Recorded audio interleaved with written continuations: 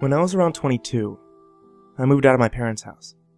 They lived in a nice two-story right on the outskirts of two towns, so even though their address is in one city, they didn't live in either. The details of me moving out of the house were what you would expect.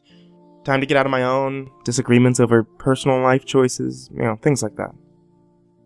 My very first apartment was a small one-bedroom, one-bath apartment that made up about half the basement of a house further into the town, on a road directly off the highway, next to a BP and AutoZone. And even though it was a dead end that seemed a bit off the beaten path considering the rather bohemian nature of the neighborhood's aesthetic, it was by no means isolated. The guy who lived upstairs was the landlord's son, and the landlord was my mother's boss. He knew me from church and gave me an outstanding deal. All the stars aligned for me to get this place, from the deal to the convenient location, and I was super hyped to finally have a place of my own. For someone who paid the regular amount of monthly rent, the place left something to be desired. The ceiling tiles had cracks, the old and decrepit lighting would only occasionally work. The blinds were shoddy, there was no heat, and the wiring in the bedroom was faulty. However, for my deal, there was no capacity for me to complain, as I couldn't in my wildest dreams find a place that was cheaper. It was near some good and cheap retailers, and the landlord and guy upstairs were nice. Everything was awesome. Except for the bathroom window. When the guy who last lived in the apartment moved out about 5 months prior, they repainted all the rooms and everything connecting to the walls a solid white color. This included the window frame in the bathroom. I'm a human being, and when I do my business, sometimes it pays to cut open the window, as odor-eating spray and scented candles only go so far. Well, when I tried to open the bathroom window, though, it wouldn't budge. I had checked the locks and the possibility that something was blocking it, and everything seemed fine. For a little while, I couldn't even get it to move the slightest fraction. Finally, I contacted my landlord, who then told his son about the faulty window. He and I agreed that it was most likely due to the paint, which sealed it shut.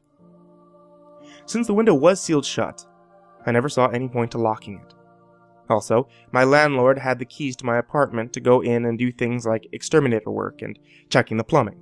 So I wasn't hugely surprised one day when I came home to find that the window was dislodged and open wide. Elated, I called my landlord and thanked him for dislodging it. His response was one of confusion, as he knew nothing of the window. So I called the guy who lived upstairs. He told me that he had been out of town for about a week. Panic set in, and I, biting my lip, looked about my place, traveling slowly into my room to grab the gun that I kept on the nightstand. Nothing was stolen. In fact, at first, I thought that nothing had even been touched. Until I saw the dust patterns. Everything in my apartment. From instruments to shoes to furniture had been disturbed and moved, though most of it was only moved just a fraction of an inch.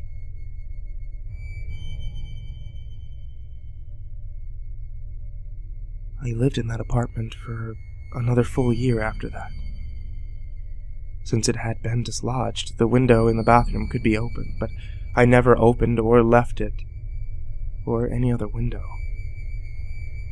unlocked. Again.